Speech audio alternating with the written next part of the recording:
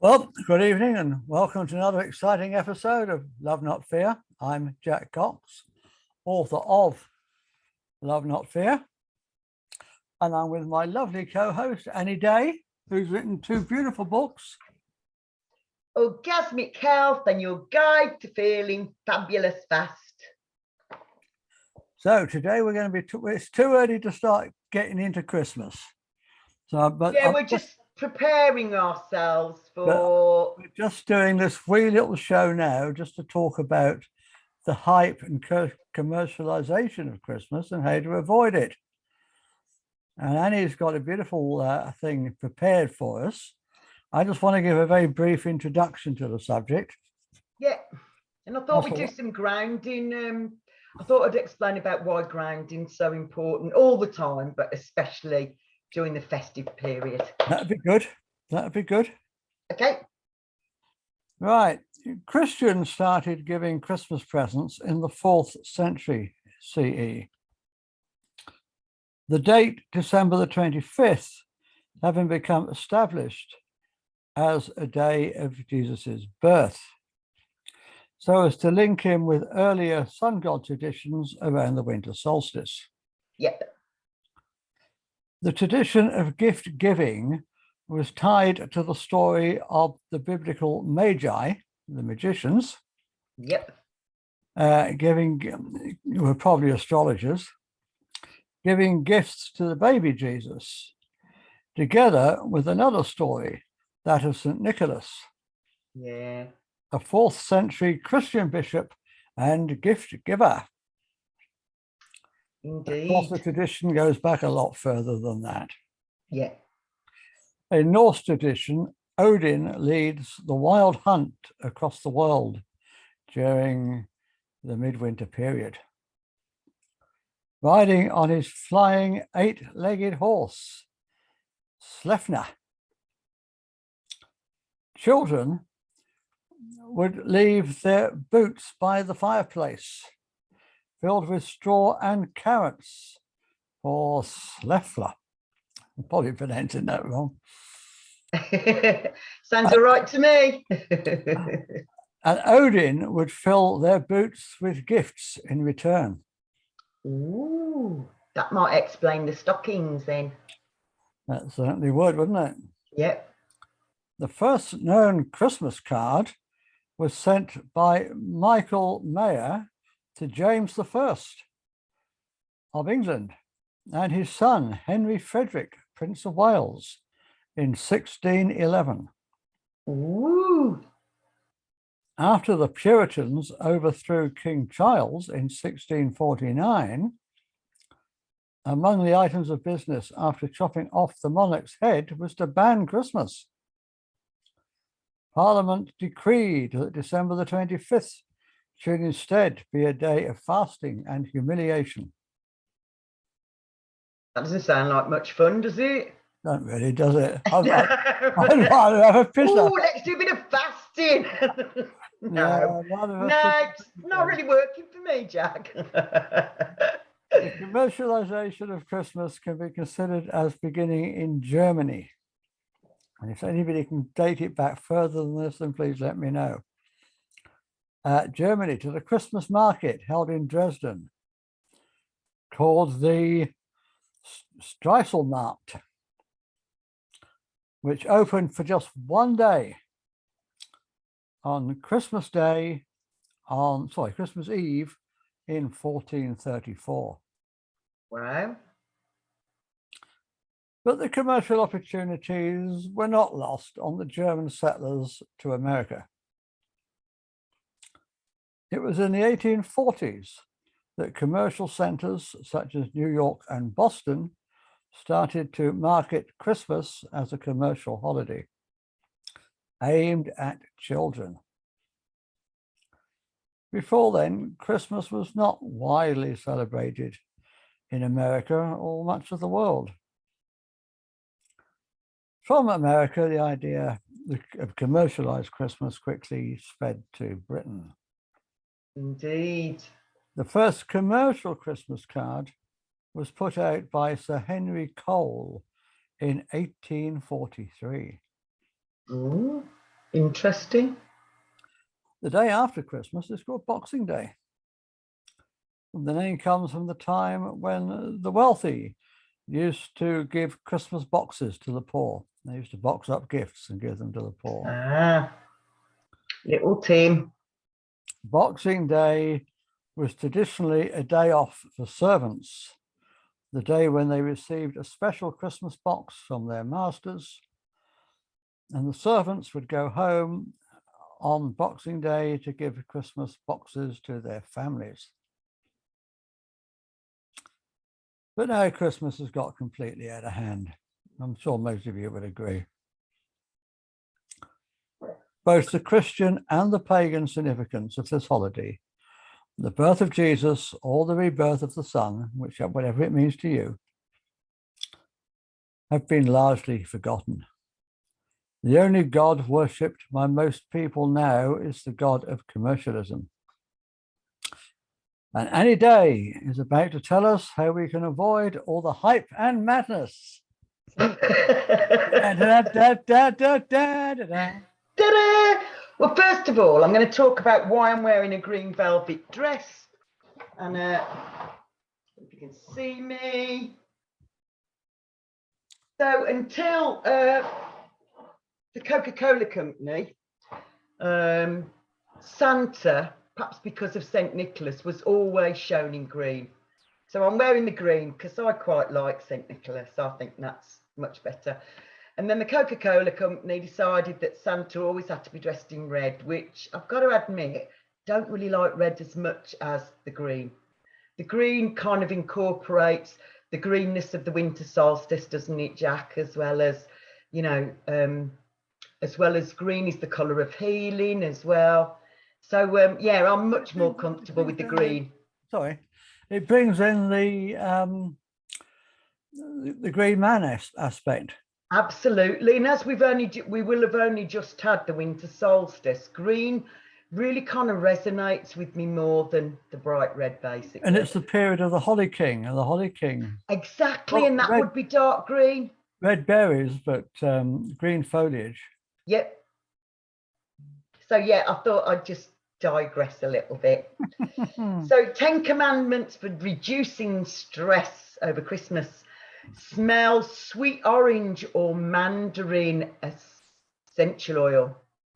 Give yourself instant joy. So the fragrance of sweet orange is that it lifts our spirit. And again, it's the colour of our beautiful sacral. So it's where we experience joy and pleasure. Now, it doesn't need to cost a fortune. My favourite companies for essential oils are Neal's Yard because they're organic, and doTERRA because they're organic, but that's not always within somebody's price budget. So there is a lovely lady on eBay. It's not organic, but it's very good quality and well sourced. But she's called Mystic Moments on eBay, and she might not be the fastest, but she's certainly very good quality oils, basically. So I have a really good smell of sweet orange. I will put a link to her down below in the description. You are a little angel. I am, aren't I? You are indeed. You are. Go to bed before midnight. Your body and mind will rest and recuperate much better if you're in bed by midnight. We need much more sleep than we think we do. Yeah. Our bodies actually cannot heal if we're not in bed by midnight. And I know that, you know, because we've got lovely electric lights, which are very helpful sometimes we will stay up a lot longer than that, and that isn't good for us. So if you can, try and be in bed before midnight. I will try, Annie, honest, I will try. I will try. Goat's honour. Yeah. One of the reasons for me saying this is, as I've just explained, that our bodies cannot heal unless we're having sufficient sleep. It's when the meridians in the body are working at their most effective. But also, let's say that you ate your meal at 8 o'clock. Most nutritionists and kinesiologists will tell you it takes up to 4 hours for you to process that food. So what you don't want is you to be, you know, going to bed or eating later than 8 o'clock, because you need to give your internal organs a chance to deal with all that lovely food that you've had. And quite often we've had much richer food than we would normally eat. Yeah. So yeah, try and go to bed before midnight and eat your last meal no later than 8 o'clock. Your body and mind will rest and recuperate much better. I normally try to have my last meal before 6. Doesn't always work, but I try. No, it's a good idea, Jack. The longer you've got for your digestive system and your liver particularly to deal with stuff, the better it is for our overall health and for it to get the most out of the beautiful nutrition we've just had. Number 3, one of my favorites, is let go of expectations. Just enjoy the moment. Quite often, because we've got this sort of idealized idea that, you know, it's going to be a crackling fire and going to have all your loved ones around you and all your family. For those of us who don't get that, it's then a massive disappointment, because it doesn't fit in with that ideal idea of Christmas that we've been sold for so many years. In the past, I've worked in I don't know what you call it now, a soup kitchen. I've worked with the homeless on Christmas Day, and I have to say it was one of my most joyful Christmases. Absolutely. So giving people food and helping the Sally Army to you know, give out clothes and stuff like that to homeless people, it really resonated with me, not least that a close member of my family has been affected by homelessness. So it was a really lovely idea, and I think more in keeping with the true meaning of Christmas, where we give to those less fortunate than ourselves. Yeah, I think that's the true purpose of it, isn't it? Yeah, well, I think so. Yeah, most definitely. I mean, years ago when I haven't done it for a long time now, but when I lived in Oxford, when I was moving through Oxford on my boat, I spent a couple of years there. I always used to volunteer for the Oxford Food Bank. Yeah. And I always used to volunteer for the Christmas shift. Yeah. It's so rewarding. So rewarding. It massively, isn't it? And, you know, in all spiritual doctrines, it says whatever you do for the least, you're doing for God, the creator, your highest self, whatever it is. And I really do think that's the case. And, you know, the gratitude of people that you're helping and their stories about how they came to be homeless are just so touching and moving. And it was really lovely to be doing something good on Christmas Day. Andrew's here. Hi, Andrew. Hello, hello. Hello, Andrew. Oh, we got trees today. How luscious. We can only see it. Oh, not again. Did I not have that one last week? It's where my brother took me for my birthday. Oh, yeah. It's just that when you first came on, you'd got your head. Oh. I don't know. A headshot. You're half out of shot, Andrew, but you're back now. You're back now. You're back in the room. Andrew's in the room. So what I was talking about was to let go of expectations and just enjoy the moment. And also how much I enjoyed working with homeless people on Christmas Day and serving the food. It just really, it was one of my best Christmases. It really, really was, because the stories of the homeless people, but also being able to do something that made such a massive difference to people was really, really good. But, you know, often we get caught up in these expectations of how Christmas Day has to be. And actually, just enjoy the moment. Just enjoy the moment. Exercise and feel those delicious endorphins. So even if it's just a walk after you've eaten lunch or after breakfast, or my sister and brother-in-law and nephew that I go and visit on Christmas Day. We go and visit the grave where my mum and dad are, and they have Tea Maria coffees and mince pies, and I have my lovely ginger tea and my gluten-free ones. And there's something quite sweet about doing something to, you know, say cheers to our loved ones, basically. We know they're not really there, but it gives us an opportunity to acknowledge absent people, basically. It's another chance to honour the ancestors, which we were talking about last week. Absolutely, sweetheart, without a doubt. It's just a really nice thing that my sister came up with, and yeah, so we do that every year. But also, we do go for a walk to the pub after we've done that. I'm in for that bit. I know, you'd get on really well with my sister and brother-in-law and my nephew. The barman's always astounded that I have either peppermint tea or ginger tea, and he's going, "It's Christmas Day, you're supposed to drink." Yeah, I've got zero tolerance, so it would not end happily. I'd just be fast asleep for the rest of Christmas Day. Oh dear. Which is a bit rubbish, really, isn't it? But there you go. So, yeah, you want those delicious endorphins. So you want to be able to walk at some point on Christmas Day, especially. But, you know, Boxing Day walks, I've gone up the Chase most years. And there's something really lovely about that, doing that.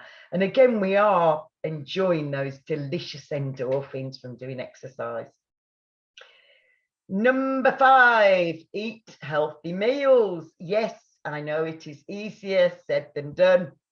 I know. And, you know, we tend to, what shall I say, beautifully overindulge on Christmas Day. Oh, yes. Oh, yes. Oh, yes. But what I'm suggesting is that you stay away from junk food. So, you know, nutritious food, your body will deal with easily. But I do know that there are still people that will be eating junk food and drinking aspartame, which isn't good for your body. So what I'm saying is eat healthy meals as much as you can, even if you are out of your normal routine and having far more food than you normally would. Number 6, I'm putting my hands up to this. I don't always do this one. Learn to say no. No. No. It is an act of self-love to put your own oxygen mask on first. So when you're being asked to do loads of different things all at once, one of my lovely friends, the lovely Victor, that's been on your show, told me that one of the ways that I could stop myself from going, yay, straight away without thinking about what this is going to cost me energetically, psychologically, maybe financially as well. He said, just say, just going to pop to the loo. And while you're in the loo having a pee, have a think about whether you do really want to do this thing. Because quite often we kind of bully ourselves into doing things to please other people, and it's not good for us. You know, our job is to put our own oxygen mask on first, as we're told on airlines. Yeah. Put your own oxygen mask on first. So I would say learning to say no to too many demands on your energy is actually a really positive thing to do. Number 7, most people who know me intimately know that I make lists all the time. It's a really good strategy for decluttering your brain. So make lists about, you know, what you might want to do on that time. And also, what are priorities? What is your top 3 things that you want to achieve today? Rather than cramming in 100 things on your list, and as you tick one off the top, you add another 2. it's not very helpful for us, to say the least. No, And quite. I am, what shall I say, an ex-offender for this. I've done this for many years, took 2 things off my list and then gone, oh, and I'll put all these on as well. So I never really get to the end of my list, which doesn't feel good because we're not releasing endorphins when we do that. Just by doing tasks, cross them off our list, can feel very satisfying for us. Number 8, stretch your body. It will greatly benefit your mind and body. So just have a really good stretch first thing in the morning, but any time when you've been sitting for long periods of time and you're starting to feel drowsy, possibly by overindulgence, but just give yourself a really big stretch. And that can really help your body to go, oh, I'm supposed to be doing other stuff as well, rather than just going to sleep. Number 9 is my very, very, very favourite thing to do on Christmas Day. So walk outside in fresh air with trees, if possible. The Japanese call it tree bathing. And there are lots of studies that say just by being out in nature with trees and observing that beautiful greenness can have a really positive effect on us. So if you can, when you're doing your walk, make sure that some lovely, lovely trees. Yeah, I go along with that. I mean, that was all part of the tradition when I was growing up. Yeah, me too, darling. We always had to go for a walk on Christmas Day. Yeah. Yeah, it's just, it's got kind of diminished, hasn't it? That's what we used to do. But yeah, that's what I would recommend. Go and have a walk somewhere in nature where there's lots of lovely trees. And of course, we'll be getting all that luscious oxygen as well, won't we? Lovely. Yeah. And no doubt you and I, Jack, the trees will be chattering to us and going, hey, I'm here, and touching us. Well, you know where I'll be for Christmas, don't you? Where? Glastonbury. Sunny Glastonbury. Bought my train ticket this morning. Did you? Woohoo! I'm leaving on the 20th. Are you? How going down for 2 weeks. Wonderful. Are you staying with John, is it? Yeah, John and Lizzie. That's it. So I'm how lovely. Really, really excited about that. Well, I'm not staying with them. I'm house sitting for them. Yeah. They'll be abroad. But it'll still be lovely, and their place is lovely, isn't it? They've got a lovely place and they've got lovely cats. And I'm going to have a wonderful time.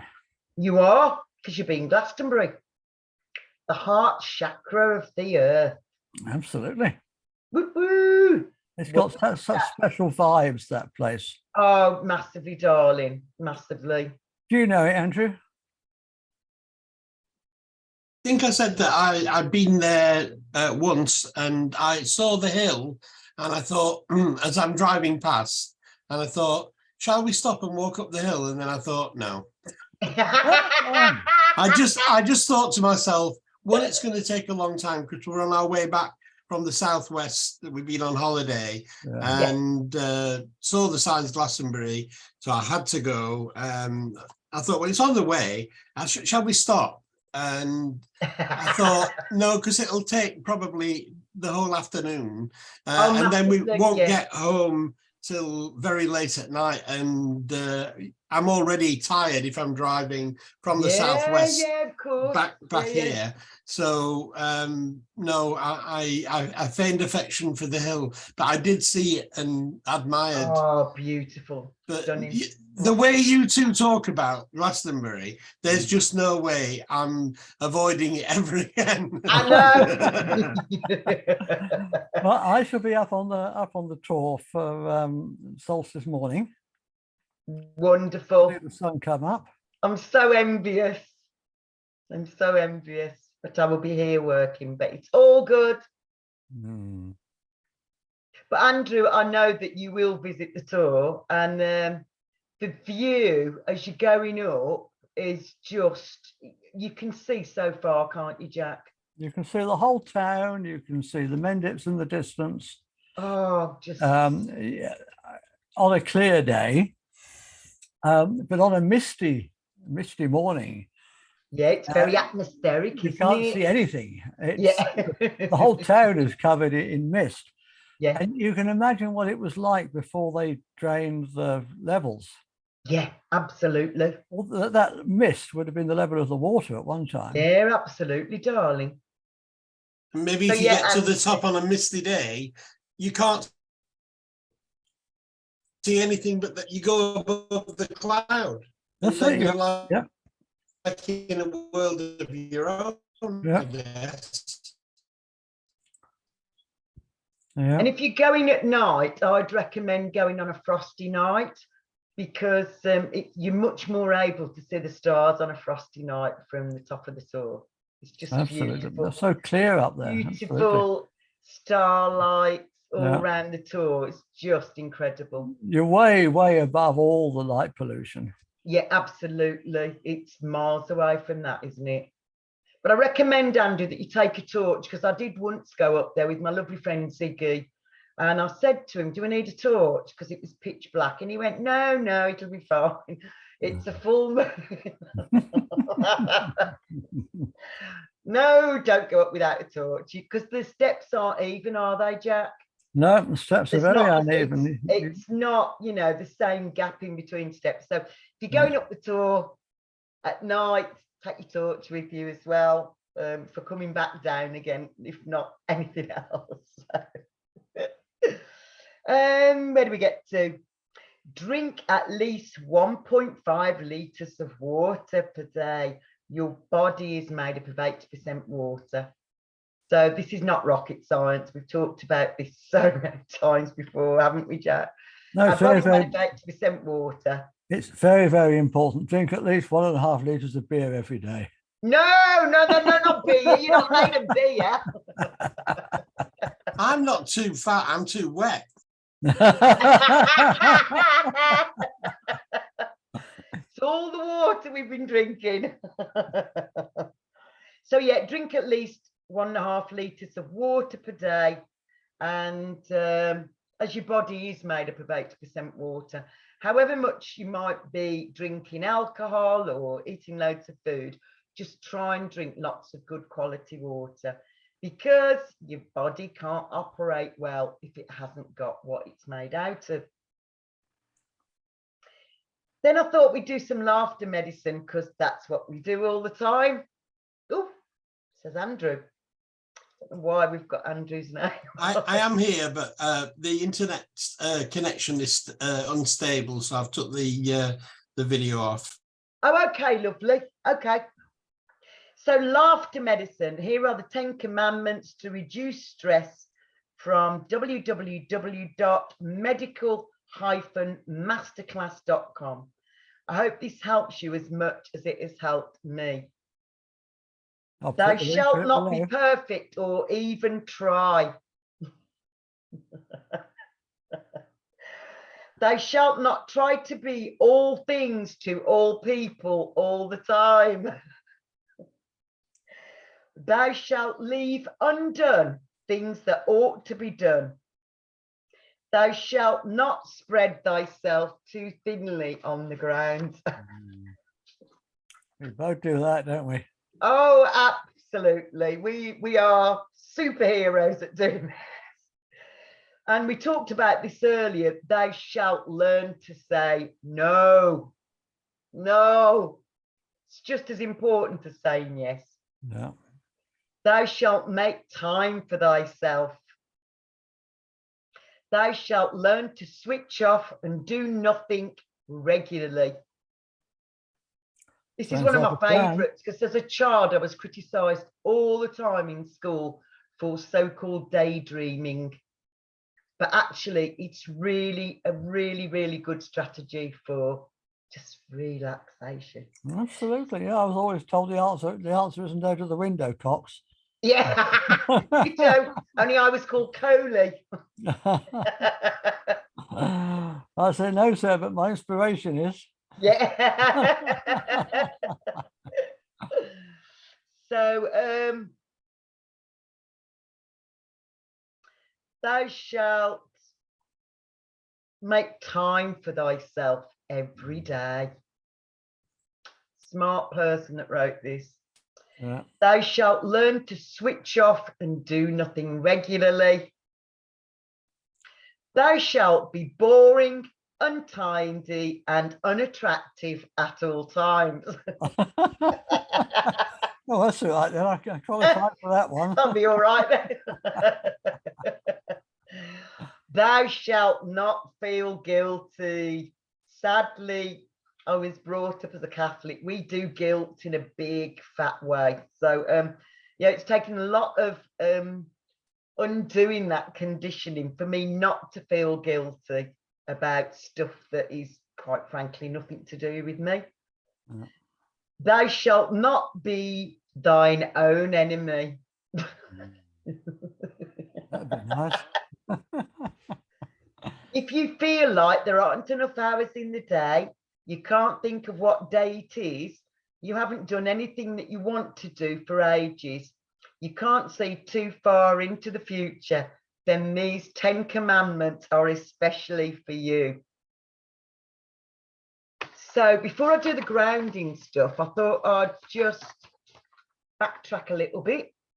So I wrote these on March the 23rd, 2020, which I'm sure Jack and Andrew will know why that date was significant. It was when the world was plunged into the scamdemic and we were all locked in our homes. We're trying to forget that. We're trying to forget that. Well, I wrote these because I already knew that this was going to happen before it happened because of lots of research that I'd done. Yeah. So I chose on that day, when I knew that we were going into lockdown, that was the 23rd of March 2020, to do tips to feel good in challenging times.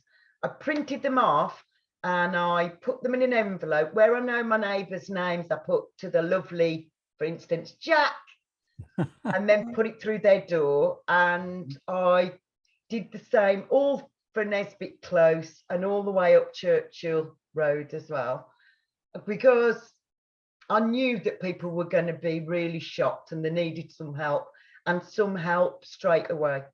Yeah. And I've got to admit that although it was just a random act of kindness for me, the feedback that I had from all my neighbours was extraordinary, not only on that week, but for the weeks that followed as well, that they really appreciated that in amongst my own monkey business, I was looking after everybody else as well. That's beautiful, Annie, yeah. So you're that sort of person, aren't you? Hey? You're that kind of person, you care. I do, yeah, I really do. I believe we're all here to help each other. That's our primary goal, I suppose, is to look after each other. And yeah, I agree with that. So take a walk in nature or at the local park was what I put for number one. If possible, try to take a walk daily, avoid crowded places. Movement helps improve blood circulation. The sun will help you with your daily dose of vitamin D3. And as a bonus, research shows that the colour green has a calming effect on people. Yep. Number two, do things that make you feel good. Stress can have a negative, I don't know what that word was, a negla. I was trying to do two words at once. So what I meant to say was... When you got your teeth in, Annie. Stress can have a negative impact, was what I want to say, on the immune system. Choose your favourite method of relaxation, whether that be music, reading, chatting with friends and family over the phone, playing with your kids or dancing. I walk in nature and rebound. Whatever you're choosing to do for exercise, just make it fun. Number three, eat and drink well. Eat as healthy a diet as possible. Remember MSG and aspartame stress your body. Avoid them. Drink good quality water at ambient room temperature. Yeah. Number four, get enough sleep. Eat as healthy a diet as possible. but try to get 7 to 8 hours of sleep per night. Our immune system cannot function properly if we don't let our body rest. Number 5, avoid negativity. Watch as little of the news as possible, as this can cause stress levels to be elevated. Look at meditation videos and gentle yoga positions that you could do to reduce stress. There are lots online. Simply take deep breaths in through your nose and exhale through your mouth. Do this slowly. This helps to calm the body and mind. Sometimes when we're stressed out, we don't realise that we're only doing shallow breathing.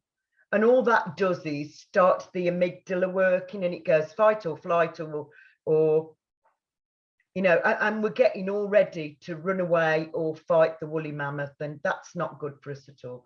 So try and take long, deep breaths.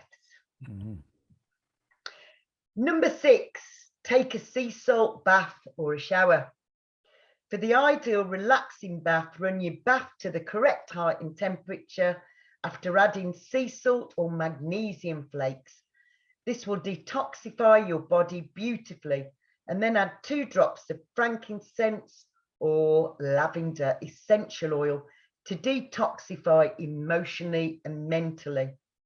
Frankincense is an amazing oil, and it helps us to let go on every level, releases fears from the past, promotes hope for the future. Yep.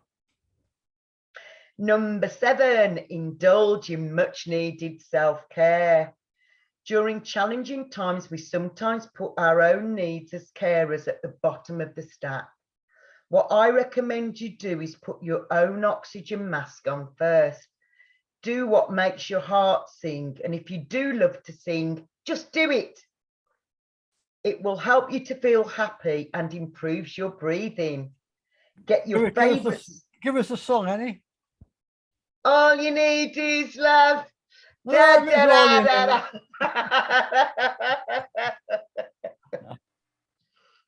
Get your favourite songs on YouTube or put your CDs on and just sing along. It does improve your breathing, and often because we're singing happy song, that has a positive effect on us as well. Number 8, ask for help. A huge one for most of us, I appreciate fully. It takes a strong person to ask for help, and it reaps untold benefits and will help you with a feeling of peace and solidarity once you've done that for both yourself and the person who's helping you.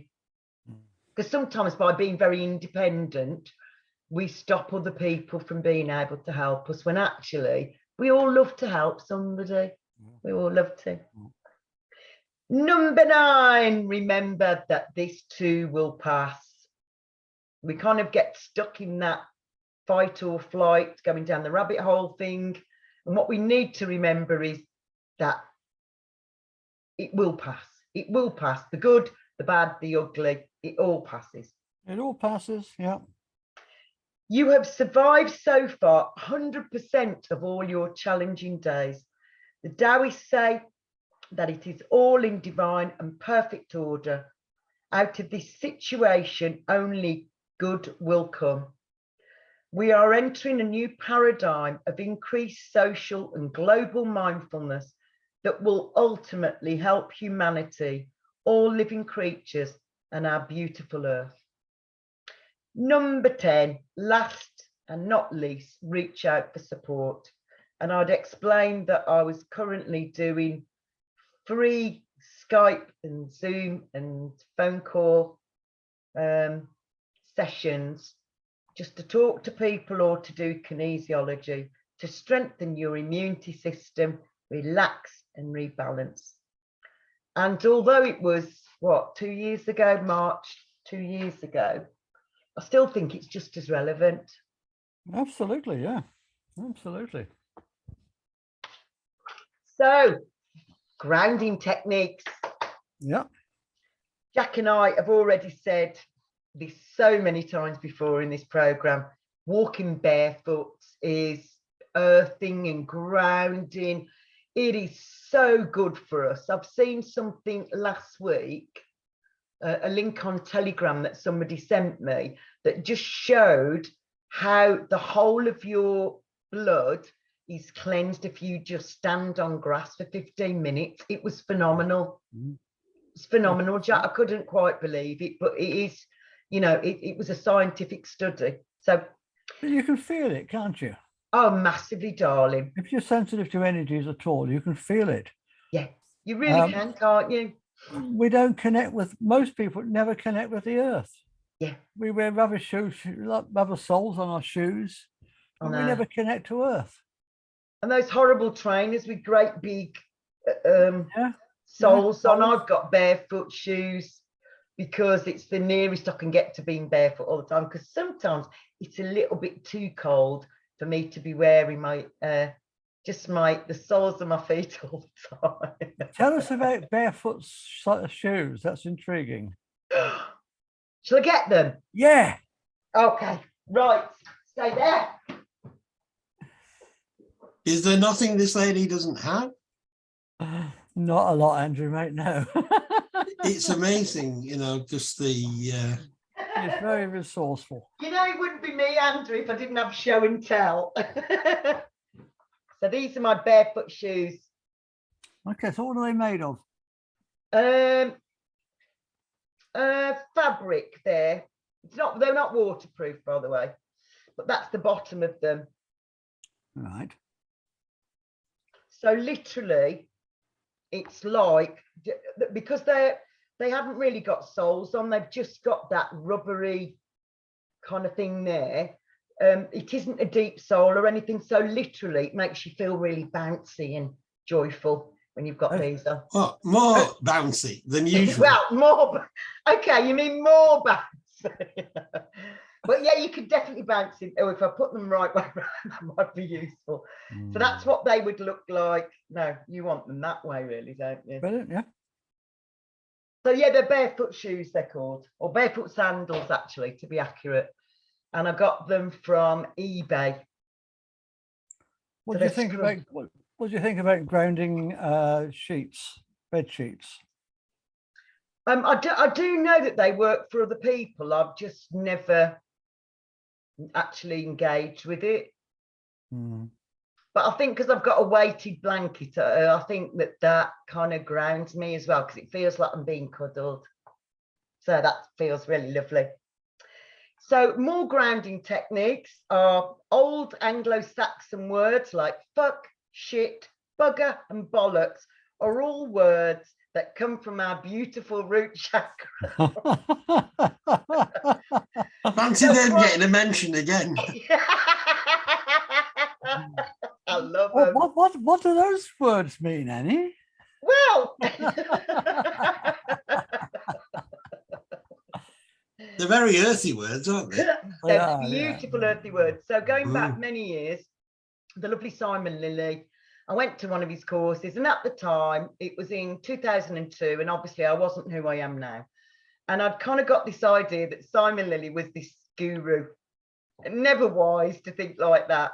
So I got on his course, and he said, right, no giggling, no talking. And I went, fuck, at the top of my voice. And then, because I said fuck to this guru person, I tried to make it better, going, I don't mean fuck, I mean bugger, I mean shit, I mean bollocks, I mean blah, blah, blah, blah. And then I said, Simon, I am so sorry, I'm trying really hard to be spiritual. And he went, you're already spiritual, that's rubbish. He said, you have such a strong connection to the angelic realm and the fairy and elemental realm. This is how you ground yourself. And if you went saying fuck and all the other words, which come from your beautiful root chakra, you'd be no fucking good to anybody. Brilliant. Brilliant. Love it. So he's transformed my life in 2002, because I've tried so hard not to say those words and been told off frequently for saying them. And I was like, oh my God, you've just transformed my life. So I do say fuck, shit, bugger and bollocks. All together at the same time, one after another. Yes, well, that's the other. It's like a little mantra. Fuck I know. Bugger bollocks. So the other thing you can do is wear red or orange pants. So our root chakra, our beautiful root chakra, is bright red. And it's all about safety and security. Orange is the colour of our sacral, our beautiful sacral that we've talked about previously. Yep. So it's where we detoxify from. It's also where we receive joy and pleasure. So we want more of that. Use red or black crystals. My favourites are ruby and black tourmaline, not least that black tourmaline can actually block negativity from coming in. I've quite often got ruby in my bra. I was just checking that I have got ruby in my bra. Get out of there. Yeah. Have I got ruby in my bra? Yes, I have got ruby in my bra. Imposter syndrome. So ruby is especially good for blocking psychic attack, deliberate or non-deliberate, and also vampirism of heart energy. So there are people who love my beautiful, beautiful energy and go, I'd love some of that. You can't do that when you're wearing ruby, basically. That's pretty good. We've already talked about earthing and grounding yourself, walking barefoot for 15 minutes on grass or sand. And then do cold showers, Wim Hof style or not. So what cold water does is it really grounds us. It really, really grounds us. Some days I managed to do Wim Hof's freezing cold shower for 4 minutes or even 5 minutes I've got up to now. But mostly I do it for less than that. But I am the woman that swims in the Atlantic Ocean with a wild dolphin in the middle of November with a swimming costume on. So it's not really a big deal for me, but it is very, very, very grounding. Haven your affirmations. We've talked about havening in the past. So whilst you're saying your affirmations, make sure that you're really locking them in. Yeah. So I have a happy, healthy, sexy body. I have a happy, healthy, sexy body. I have a happy, healthy, sexy body. Use these affirmations to remind yourself of your awesomeness. Say things like, I am perfect, whole and complete, exactly as I am. And then the one that I say to myself once I've woken up and thanked the universe for me waking up this morning is, I am love, I am lovable, I am loved, I am proud to be me. I am love, I am lovable, I am loved, I am proud to be me. Oh, I am love, I am lovable, I am loved, I am proud to be me. I love myself exactly as I am. So some other ones that you might want to do is, I am free of the past. I am ready to love again. I am a great manifester. The universe has my back. It is all in divine and perfect order. And on the days when it does not feel like it is all in divine and perfect order, I put one of those beautiful Anglo-Saxon words in and go, it's all in divine and fucking perfect order, because then it grounds me. Even when I'm thinking, oh, for goodness sake, this isn't very good. So it's all in divine and perfect order. Do big belly laughs. It can raise our vibration and ground us significantly. So one of our shows on keeping your vibration high with laughter medicine is one of my favorites, because every time I'll listen to it, it's just insanely funny, and it's such a good laugh, isn't it? It that was really definitely is. One of our best, Annie. It was, wasn't it? Yeah. Anyone who's not heard it, I mean, it's just look it up. It's brilliant. Yeah, it is worth having a listen to, isn't it? And then I thought we could ask our audience what they do to ground themselves, or what strategies they have to deal with over the Christmas period, and that, you know, being stressed into doing stuff that we don't really want to do. So what do you do, Andrew? Well, it's usually quite enjoyable. I do remember, I don't know if I've mentioned this before, about Christmas Day and wanting to record on my reel-to-reel tape recorder, the Top of the Pops. Yeah, baby.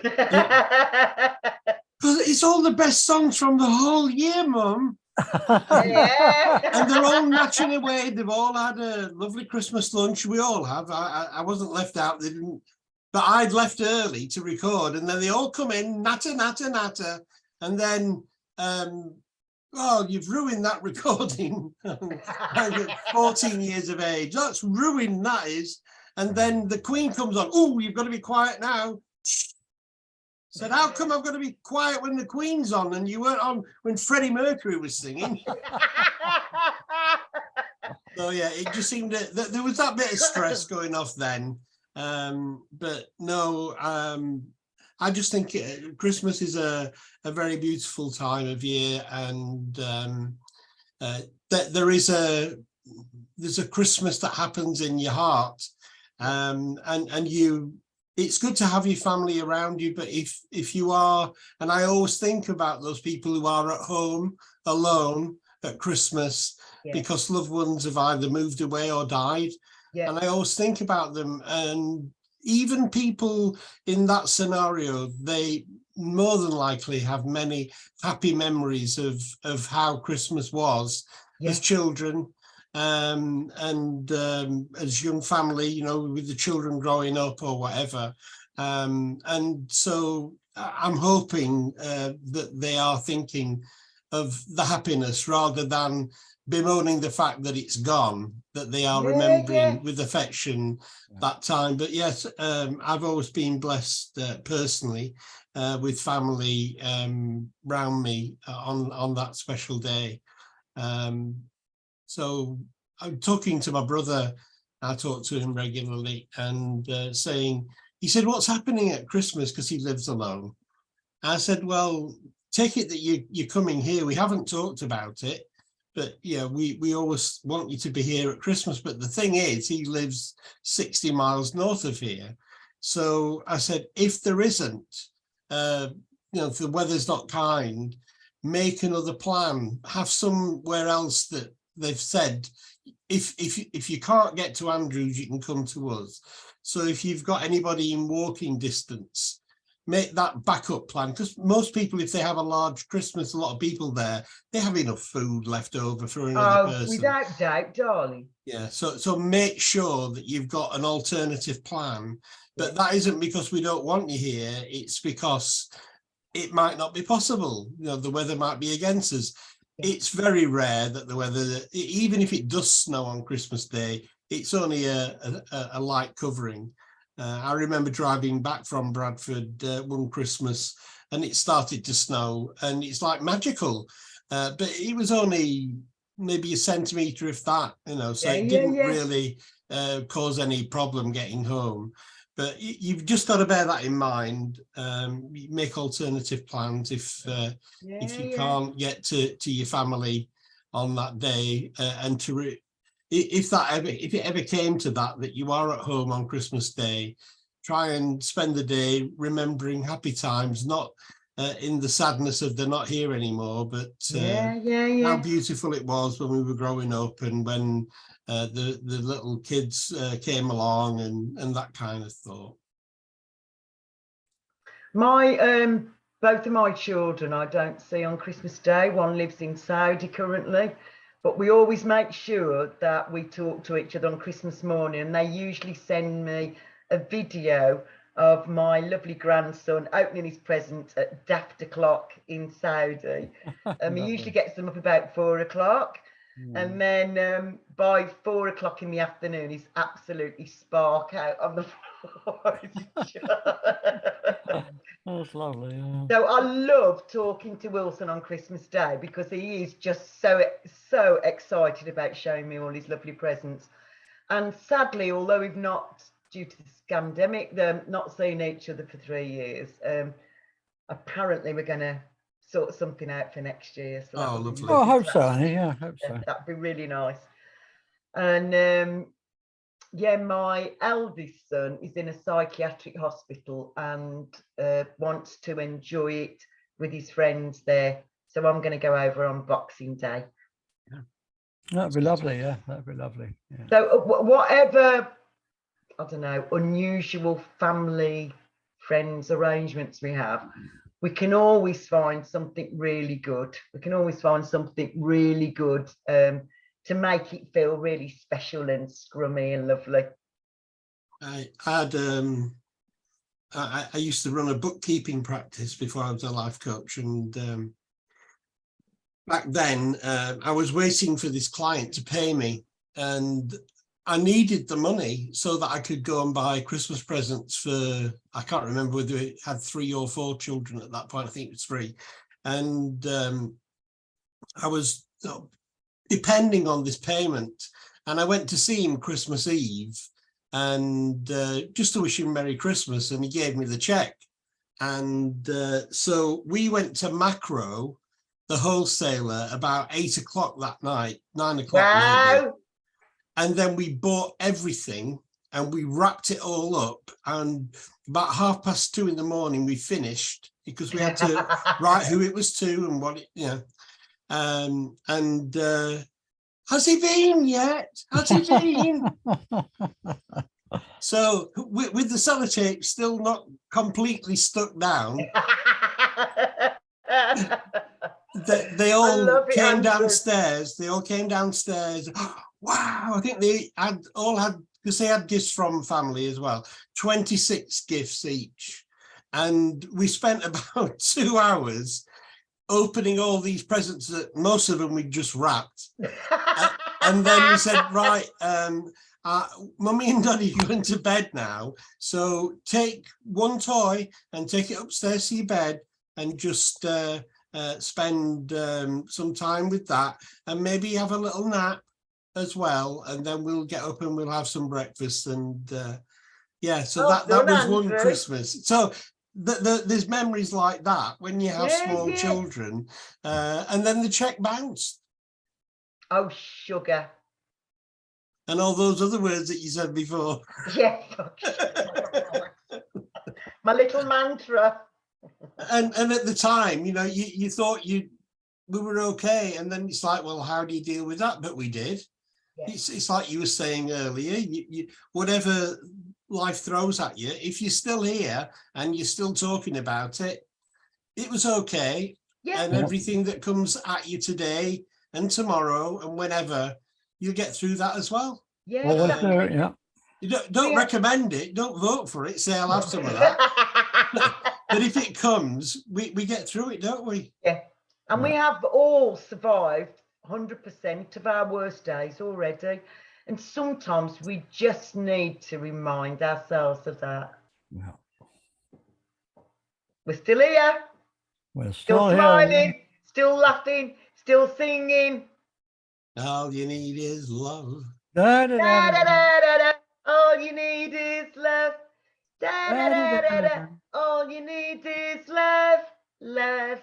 Love is all you need. I want the backing group. I want to be the backing group as well, is the problem. You can't do it on Zoom.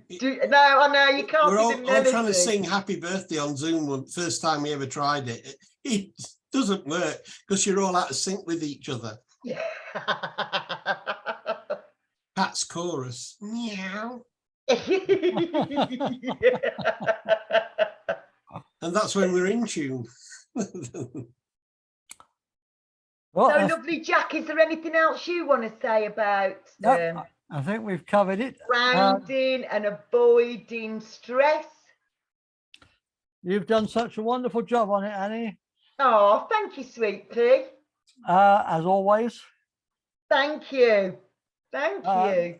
The only thing I want to remind people is that it's an evening of poetry on Friday with Andrew.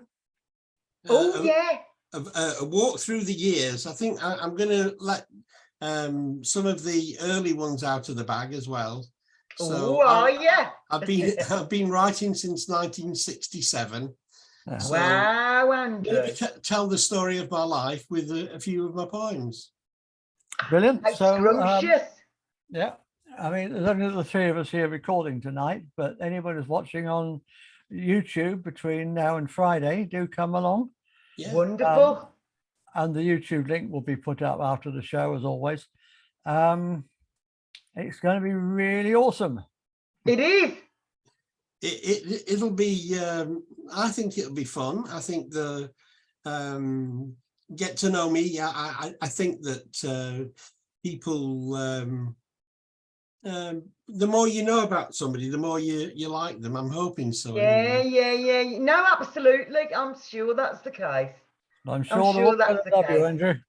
All right. It's the second evening of poetry we've had. Right. So if you're into poetry, look up the one I did with Heidi Strickland about 6-9 months ago. I always think of my poetry as being like a diary or a journal of my feelings. Yeah. And so in the same way that we all hear a song and we remember where we were and who were in our life at that time, how what job we were doing, or all the connections of our life, they all stream back in with the song. That's what happens with me and my poetry. I remember how I was feeling at the time and why I was feeling the way that I was to write what I wrote. I've mainly written inspirational poetry, but I've also written other stuff which I may share. Okay, we look forward to it. Woo, woo. We might even have you on again. Well, the book I've written to the beautiful painter, artist. She's a ballerina. She paints most beautiful pictures. I sent her a message on Sunday and she said, I'm in Malta, my hard drive's in Macedonia, with the really full image, with the most pixels. So I'll send it to you either today or tomorrow, Monday or Tuesday. Oh, it's on its so way, then Andrew. I've got my book cover, and even if you don't like the contents, you're gonna love the painting. I promise you. I'm sure we will. Well, give us the update on that on Friday as well. I will. Yeah. We want to thank see you, Andrew. We want to see the cover. You want to see the cover? We want to see the cover.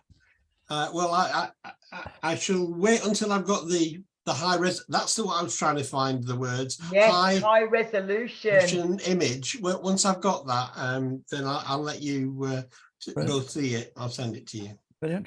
Cool. Yeah, as Annie was saying, thanks everybody for coming. Yeah. And we'll see you all again next Monday. Yep. And we'll see you this Friday. Yep. Yeah. Okay.